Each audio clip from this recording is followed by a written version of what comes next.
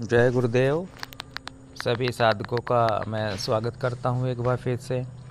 और आज जो विषय लेकर आया हूँ, देखिए वह महत्वपूर्ण विषय है। वह देखिए गुरु गोरखनाथ से जुड़ा हुआ जो मैं आज चर्चा करूँगा, उस विषय को लेकर मैं थोड़ा आया हूँ आपके बीच में कि गुरु गोरखनाथ जो हैं इस युग में एक तरह से कह लीजिए जागृत और पूर्ण चैतन्य गुरु हैं।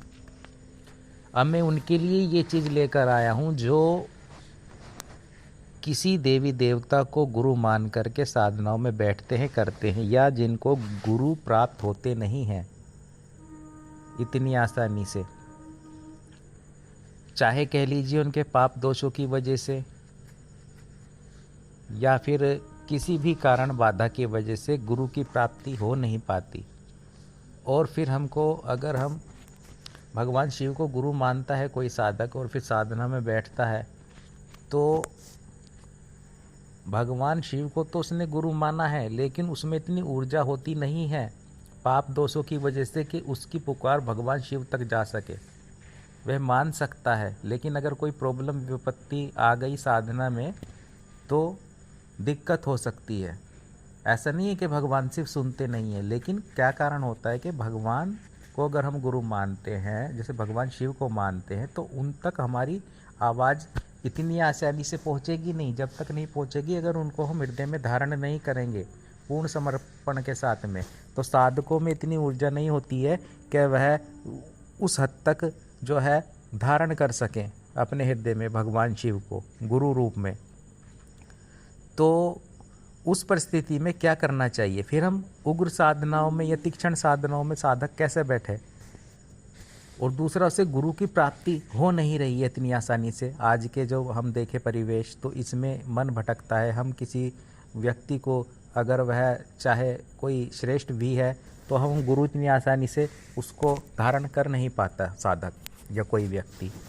वो तभी होता है अगर जो है पाप दोष उसके समाप्त हो जाते हैं, उसके तप के माध्यम से, साधना के माध्यम से साधक के, तब उसे गुरु की प्राप्ति होती है। तो इस बीच उसे क्या करना है? इस बीच उसे जो है वह गुरु गोरखनाथ को गुरु मानना है।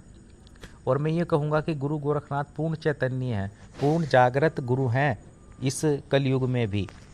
अगर आप उनकी एक तस्वीर रख करके उनको गुरु मान करके कोई भी साधक या साधिका साधना करता है, तो वो पूर्ण उसकी सफल होगी साधना, और उनकी पुकार पूर्ण रूप से गुरु तक जाएगी, गुरु गोरखनाथ तक। क्योंकि वे साबर मंत्रों में ही श्रेष्ठ नहीं है, वे सभी मंत्रों में एक तरह से श्रेष्ठमय गुरु हैं। सभी का ज्ञान उन्हें है, केवल साबर का ही नहीं है ज्ञान, केवल साबर साधनाएं उन्होंने नहीं की हैं, उन्होंने सभी प्रकार की सिद्धियां प्राप्त की हुई हैं, और वो पूर्ण चैतन्य जागृत गुरु हैं। तो वो साधक या साधिकाएं भगवान जो गुरु गोरखनाथ हैं उनको गुरु मानते हुए, और अपनी जो चौकी बाजोट रहता है उस पर ज़रूर मैं ये कहूँगा कि एक फ़ोटो फ्रेम में लगा हुआ गुरु गोरखनाथ का ज़रूर स्थापित करें। उनको गुरु मान करके वह निर्भीक होकर कोई भी साधना कर सकते हैं, क्योंकि वे पूर्ण चैतन्य जागृत गुरु हैं इस कलयुग में भी। तो ये थोड़ा मैं एक जानकारी और चीज़ समझाना चाहता हूँ साधकों को कि जो उनकी साधनात्मक लाइन रहेगी, फिर वे तेज़ी से आगे जाएंगे। अगर वे साधना, वह साबर, जैसे कि आप कोई साबर साधना करना चाहते हैं, तब भी आप सफल होंगे बहुत तेज़ी से, क्योंकि गुरु गोरखनाथ को आप गुरु मान करके साबर साधना कर रहे हैं। चाहे वह कोई अप्सरा साधना हो, और चाहे, देखिए क्यों सफलता शीघ्र मिलती है साबर साधनाओं में। साबर मंत्र जो होते हैं वह ग्रामीण भाषा में होते हैं और नॉर्मल भाषा में होते हैं, लेकिन उनमें जो पावर होता है वो बहुत अधिक होता है। वो सीधा एक बांधने की क्रिया कर देते हैं उस देवी, उस देवता को आपके समक्ष लाने की या आपकी इच्छा पूर्ति करने के लिए। वह तेज़ी से कारगर होते हैं, क्योंकि उनमें गुरु गोरखनाथ जी ने उसमें जो मंत्रों में वह जो शब्दों का इस्तेमाल किया है, वह उस प्रकार से किया है कि अगर वह जो देवी देवता आपके लिए बाध्य हो ही आपके कार्य करने के लिए, तो उन मंत्रों की रचना ऐसे की है भगवान जो गुरु गोरखनाथ जी हैं। तब आप जब साबर मंत्रों से कोई अप्सरा साधना भी करते हैं तो वो सिद्ध होती है, वो जो है शीघ्रता से सफल होती है। साबर साधनाएं जो होती हैं, वो जो साबर मंत्र होते हैं, साबर मंत्र कीलित नहीं है। अब देखिए क्या होगा कि अगर आप साबर मंत्र कोई साधक करता है, सिद्ध कर लेता है, तो साबर मंत्र कीलित नहीं है, लेकिन जो थोड़ा सात्विक जो कह लीजिए मंत्र होते हैं, और वह कहीं ना कहीं जो है वह आधे मंत्र कीलित हैं, इसलिए भी लाभ प्राप्त नहीं कर पाता साधक। और जो साबर मंत्र है वह कीलित नहीं है कलयुग में भी, और उसमें अगर कोई साधना करता है साधक तो उसमें सफलता तेजी से प्राप्त कर लेता है वह। तब आपको दोनों ही क्षेत्र में देखिए पूर्णता प्राप्त करनी है, तो आप मैं यही कहूँगा कि गुरु हम किसको बनाएं, क्योंकि कई साधक अब मैं कहूँगा कि आप मेरे गुरु को अपना गुरु बना ले तो उनका मन विचलित होता है, मतलब उनका मन भटकता है, और तब तक साधक गुरु से जुड़ता नहीं है जब तक उसके पाप दोष समाप्त होते नहीं है इतनी आसानी से। गुरु मिलते नहीं है, और धारण भी जब ही कर पाता है गुरु को कोई साधक, जब गुरु चाहते हैं। तो मैं यही कहूँगा कि भटकने से अच्छा है कि आप गुरु गोरखनाथ को अपना गुरु मानते हुए साधना क्रम में आगे बढ़ें, और जो है वह पूर्णता प्राप्त करें, साधनाओं में सफलता प्राप्त कर सकते हैं साधक। वैदिक मंत्र देखिए, वैदिक मंत्रों में कभी कभी मैं इसलिए कहता हूँ कि वैदिक मंत्र जो हैं और वह कीलित हैं आधे मंत्र, और जो साबर मंत्र है वह कीलित नहीं है। उनको केवल आपको सिद्ध करना होता है विशेष पर्व पर, जैसे कि आप होली के पर्व पर उनको सिद्ध कर सकते हैं मंत्रों को जाप करके उनका, और विशेष पर्व आते हैं, ग्रहण काल आता है, उनमें आप सिद्धि प्राप्त कर सकते हैं उन मंत्रों में।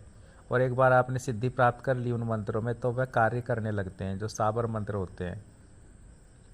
और उसके लिए गुरु गोरखनाथ का साधना करना भी आवश्यक है साधकों के लिए, कि गुरु गोरखनाथ की जो साधना होती है ताकि पूर्ण कृपा उनकी प्राप्त हो सके, पूर्ण वह आपके हृदय में समाहित होते हुए आपके जो है वह गुरु भी बनेंगे, और आपका सही मार्गदर्शन भी फिर गुरु गोरखनाथ ही करेंगे। वह आपको सभी प्रकार की सिद्धियों में पूर्णता प्रदान करते हुए आगे लेकर चलेंगे, आपको एक सही मार्ग मिल जाएगा।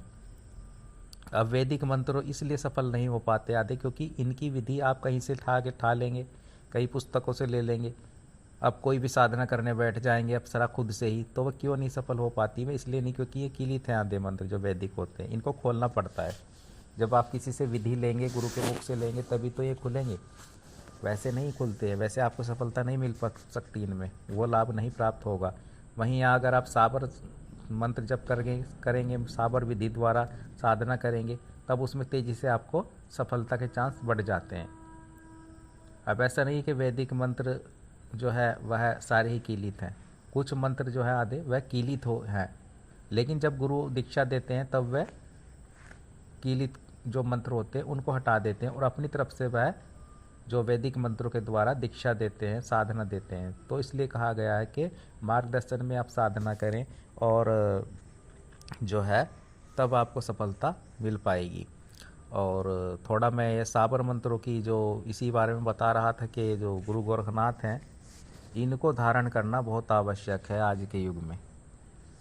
जो भी साधक हैं उनके लिए मैं कहना चाहूँगा कि गुरु गोरखनाथ को लेकर चले वे अपने गुरु के रूप में, चाहे उनके गुरु भी है। मैं तब भी ये कहूँगा कि गुरु गोरखनाथ को तो धारण करना ही होगा, क्योंकि गुरु गोरखनाथ साबर मंत्रों के जो है रचयिता हैं, और उन्होंने उत्पत्ति की है साबर मंत्रों की भगवान शिव के आशीर्वाद द्वारा विशेष कृपा प्राप्त।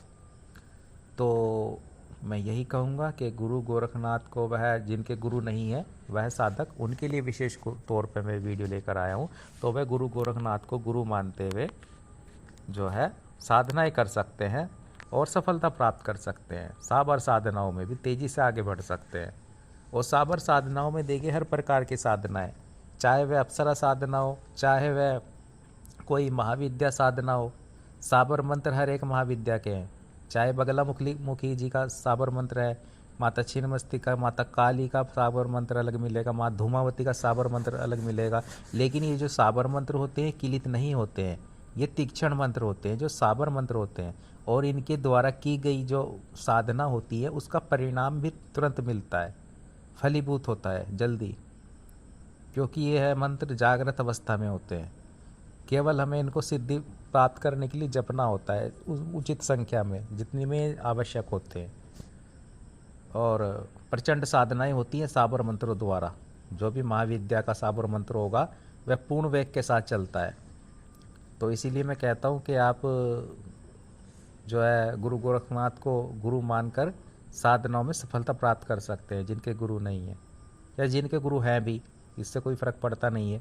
क्योंकि गुरु गोरखनाथ जो है उनका होना आवश्यक हो जाता है आज के युग में, साधक के जीवन में, तभी वह आगे बढ़ पाता है।